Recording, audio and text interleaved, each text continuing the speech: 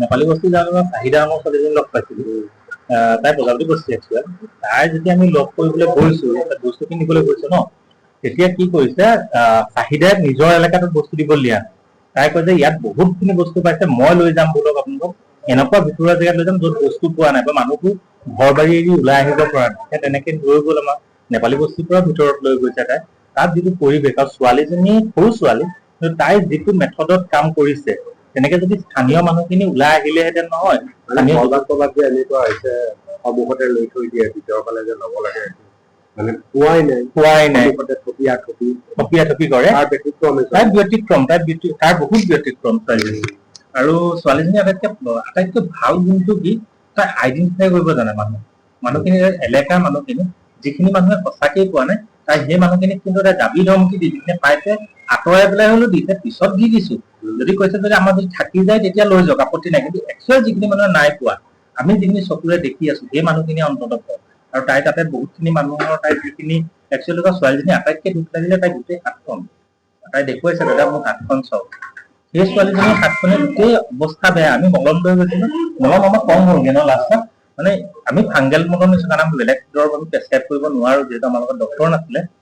মলম নিছো, তাই মানে সেইখিনি আইডেন্টিফাই কৰিছে কোনখিনি মানুহ একচুৱেল বানাক্ৰান্ত আৰু কোনখিনি মানুহক মলমটো পাব লাগে, কোনখিনি মানুহক আঁঠুৱা লাগে। তাই মানে যিটো মেথড আৰু তাই যিটো প্লেনিং খুব ভাল লাগিলে। আমি আগতীয়াকে যোগাযোগ কৰিছিলো, আমাৰ নীলমে হেৰি কৰি দিছিলে, ছোৱালীজনীৰ নাম্বাৰটো উলিয়াই দিছে। এয়াই হেৰি পৰা আমাৰ ইণ্ডিয়ান মানে চেনেলৰ কোনোবা এগৰাকী ভণ্টিয়ে লগ পাইছিলো, বাহিৰৰ চেনেলৰ মানে তেওঁলোকক খাবলৈ বনাইছিলে। আমি খিচিৰি হৈ আছো, তালে আমাৰ প্ৰশান্তলৈ লৈ আহিছিলো।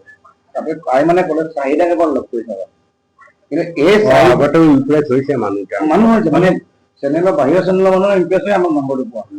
আৰু তাই এতিয়া হেঁপাহ কৰি এটা কহিম গৈছিলে, তাতে আমাৰ কোনোবা এজন বন্ধুৱে মানে ক'লে তাইক, তই এইখিনি শেষ হোৱাৰ পিছত ওলাই আহ, তোক পঢ়াম। যিটো বন্ধুৱে কৈছিলে সিও আমাৰ টিচাৰ, কি নাম তাৰ বৰপূজাৰী, প্ৰকাশ বৰপূজাৰী। তাই কি কৰি আছে? তাই হায়াৰ ছেকেণ্ডেৰী পঢ়িব নোৱাৰিলে অকমান লগ খাই চাওক, মানে একদম অনুভৱটো মানে সেই জুবিন দালে ধৰি যাব আপোনাৰ। তাই যিটো জীৱন হেৰি, তাই যিটো মানে ঘৰুৱা পৰিৱেশ যিটো দিলে, চকু পানী ওলাই গ'ল। তাতকে মানে কিছুমান ভিতৰুৱা যিবোৰ সমস্যা বা ভিতৰুৱা যিবোৰ দুখ মানুহে সহ্য কৰি আছে, খুব মানে ছোৱালীজনী আটাইতকৈ দুখ লগা বিষয়টো কি, তাই ককায়েকটো বোলে ঘৰৰ পৰা উঠি ওলাই গ'ল বানপানী হওঁতে, বিয়া পতা ককায়েকটো গৈ পেলাই নবৌৱেকৰ ঘৰত যে ৰ'ল, সেই দিন ধৰি কিন্তু মাকৰ বোলে খবৰ ল'ব নাছিলে। সেইটো কিন্তু খুব দুখ লাগিলে। সেইটো মানে মোৰ ব্ৰেইনত লাগি আহিছে কথাটো, যে মানুহে ল'ৰা এইবাৰ বানপানী, এইটো কাহিনী। তাই কৈছে যে দাদা যি ওলাই গ'ল ঘৰৰ পৰা, আৰু তাৰ ভায়েকটো এনভাৰমেণ্ট বুলি কৈছে ন, মানে এইবোৰ দায়িত্ব বুজা ল'ৰা নহয় মানে। তাই কিন্তু ঘৰলৈ টোপোলা এটা নিব বিচৰা, মোক নালাগে, মই পাইছো হ'ব, বাকীখিনি মানুহক দিয়ক।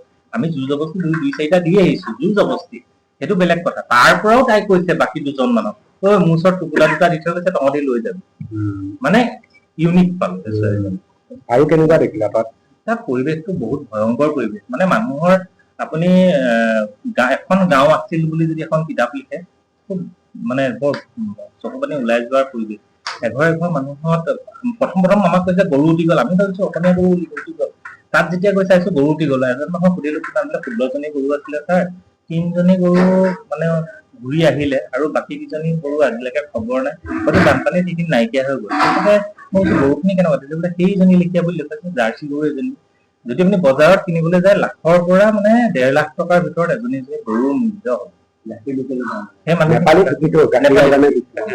তেতিয়া মোক কৈছে ময়ে নহয়, মোৰ ঘৰতে 16জনী নহয়, প্ৰত্যেকৰ ঘৰতে অতি কমেও 10জনী 8জনী এনেকে আছে গৰু আছিলে। কিন্তু এতিয়া কাৰোবাৰ ঘৰত একেবাৰেই নাই।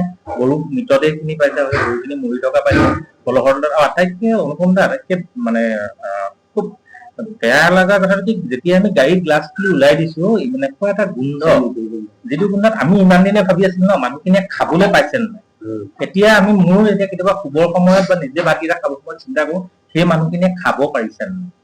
বস্তু আছে কিন্তু খাব পাৰিছে নাই, কাৰণ ইমান এটা দুৰ্গন্ধময় পৰিৱেশ। এতিয়াতো তোমাৰ পচিবলৈ আৰম্ভ কৰিলেই। আপুনি নেপালী বস্তি সোমাই যাওঁতে ঠিক শিমলুগুৰি হেৰিটো পাৰ হোৱাৰ পিছতে ন, আমাৰ ৰেল ক্ৰচিং পাৰ হৈ পেলাই 1-1.5 কিলোমিটাৰ যোৱাৰ পিছতে আপুনি নাকত আমাৰ লেখীয়া মানে মাস্ক পিন্ধিলেও গোন্ধ পাব। এনেকুৱা এটা পৰিৱেশ। আৰু সেই নেপালী বস্তিত গৈ পেলাই যিটো গোন্ধ পাব, আপুনি মানে সেই মানুহখিনি এইটো কেনেকে পলস মৰা চবৰে একেলগে মানে প্ৰত্যেকটো দিনে য'ত ত'ত এটা সেই পলসত মানে পলসৰ মাটিত মানুহ হ'ব পাৰে, গৰু ছাগলী হ'ব পাৰে, কিন্তু গোন্ধটো নাজানে দেখা নাই ন মানে পলসৰ সোমাই কিন্তু গোন্ধ এটা অনুভৱ কৰিলে এইটো ডেড বডিৰ গোন্ধ মানে। আৰু মানে হাৱাটো একদম গৰম হাৱা, মানে যিটো আমাৰ একদম বহুত দুৰ্গন্ধময় পৰিৱেশ, মানে এটা গৰম গেছ এটা আহে ন, সেই গৰম গেছটো আছে। প্ৰশাসনে যদি আমাৰ মানুহৰ ফালৰ পৰা বহুত সহায় কৰিছে, কিন্তু প্ৰশাসন বা চৰকাৰে যদি এই ক্ষেত্ৰত বলিষ্ঠ পদক্ষেপ নলয়, আমাৰ সাহায্যই কিমান দূৰ ঢুকি পাব মানে আমাৰ কাৰণে অলপ টান। এতিয়া তাত ফেনাইলৰ ইমান প্ৰয়োজন, ফেনাইল প্ৰযুক্তি মলম খুব সোনকালে তাত আচলতে হেল্থ কেম্প এটা চৰকাৰে আয়োজন কৰিব লাগে। আৰু পলস আঁতৰাবৰ কাৰণে মানে বেলচা আৰু কোৰেৰে যথেষ্ট সেইখিনি পলস আঁতৰাবলৈ বেলচা কিনো কৰিছে, এইটোতো কৰাও যেন মোৰ নালাগে দেখোন। কি হৈছে মানুহৰ ঘৰবোৰ ভাগি আছে তেনেকেই পৰি আছে। কোনোবা স্বেচ্ছাসেৱী সংগঠনে কোৰ লৈ গৈছে, কিন্তু কিমান কৰিব নহয়, ৰাস্তাই উলিয়াব পৰা নাই। ৰাস্তাই পলসত বোলে ৰাস্তাত এৰাটো পলস ৰাস্তাতে পৰি আছে, এৰাটোতকে ওপৰত যিহেতু টিঙৰ ওপৰে পানী গৈছে। ঘৰবোৰ দেখিলে তাত আচলতে কি হৈছে, আমি ফেচবুক বা ভিডিঅ'ত দেখা পৰিৱেশটো আৰু তাত স্বচক্ষুৰে দেখা পৰিৱেশটোৰ মাজত আকাশ পাতাল ডিফাৰেঞ্চ। আকাশ পাতাল। আপুনি তাত গৈ যিটো অনুভৱ কৰিব নহয়, কান্দি দিব, আৱেগিক হৈ যদি মানুহজন ঘূৰি যায়, তেওঁ আহি কিন্তু ঘৰত একো এটা খাব। আপুনি প্ৰেক্টিকেল হৈ যাব লাগিব যে মই এনেকুৱা এটা পৰিৱেশৰ মুখামুখি হ'বলৈ গৈ আছো। সেইটো কিন্তু মাইণ্ডছেট বনাই দিব লাগিব, নহ'লে আমাৰ নিজামৰ দৰে হ'ব। নিজামৰ এখন হোটেল আছে, মই কথাটো প্ৰসংগ লৈ নিজাম এইফালে মোৰ বৰ খুব পুৰণা ভাই হয়, আৰু শিৱসাগৰত এখন হোটেল, তাৰ হোটেলতে মই ভাত খাই আছো এতিয়া। আৰু সিহঁতৰ এটা সমাজ সেৱাৰ এটা ৰূপ এতিয়াৰ নহয়, তাহানিৰ পৰা চলি আছে। গতিকে নিলমৰ তাত ভাত সাজ খালো, বহুত বানাগান্তত সাহায্য দিয়া মানুহে নিলমৰ তাত আহি পেলাই ভাত খায়, হয়নে নহয় নিলম? নিলমে আৰু কি কি কেনেকে সেৱা কৰিছে? মানে আমি এটা বানপানী বুলি গ্ৰুপ খুলি গোটেই গ্ৰুপটোৰ কথা হ'ল যে আমি কোনো বেনাৰ নলওঁ, যাওঁচোন ব'লা কিমান মানুহ সহায় কৰোঁ। সঁহাৰি আমাৰ বন্ধু বৰ্গ ভাইটি ককাই চবেই মিলি শিৱসাগৰ তথা ভাৰতবাসীৰ এটা ক্ষুদ্ৰ ক্ষুদ্ৰ ফাণ্ডিঙে আমি কিছুমান জেগা ভিজিট কৰিলোঁ। আৰু সেই লগতে মই চেষ্টা কৰিলোঁ যে আমি যিহেতু আমি ক'ৰবাত যাওঁতে ভাত খাবলৈ পোৱা নাই, ইয়াতে যি খাই যাওঁ সেয়াই। তাৰ কাৰণে সেই চিন্তা কৰি আমি যে লগতে হোটেলখন খুলি থ'ম, এতিয়া আমাৰ এৰাটো পানী, কিন্তু সেই পানীৰ মাজতো বহুতে ভাত খাব আহিছে।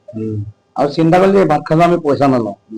তেনেকুৱা এতিয়া ধৰি লওক, কাৰো নাম নকওঁ, সতীৰ্থ ভাই বন্ধু বহুতে মিলি নাম ক'লে শেষ নহ'ব যে এইটো কামত আপোনাৰ লগত আছো। তেনেকে আমাক কোনোবাই পানী দিছে, কোনোবাই চাউল দিছে। বস্তুটো মানে নহাও হৈ নাথাকি এতিয়া নহাৰ এটা সমজুৱা অনুষ্ঠান হৈ গ'ল। যোনেই গম পাইছে, বানসাহায্যত অহা টিম লগ পাইছে যে আহা আমাৰ এখন জেগা আছে হোটেল, য'ত তোমালোকে আহি ভাত সাজ এটলিষ্ট খাব পাৰি। সেই চেষ্টা চলাই আছো। যোৱা 6 বছৰমান হ'ল হোটেলৰ মনো আছে, গতিকে চেষ্টা কৰোঁ। ধৰি লওক কভিডৰ টাইমতো ধৰি লওক কভিড যোদ্ধাসকলক 108ক যেতিয়া মানুহে ঘিণ কৰিছিলে, তেতিয়াও আমি ইয়াত ভাত খুৱাইছিলো। চেনিটাইজ খিনি কৰি দিছিলে তেওঁলোকৰ টিমে। মানে যোদ্ধাৰ লগত থাকি খুব ভাল লাগে। আৰু এওঁলোক নিজে একোজন যোদ্ধা, এইটো খুব ডাঙৰ কথা। নিজে নিজে একোজন আটাইবিলাক যোদ্ধা, যিয়ে মোক কাহিনী কৈছে। আৰু আমি এজনী ছোৱালীৰ কাহিনীৰে আৰম্ভ কৰিছিলো।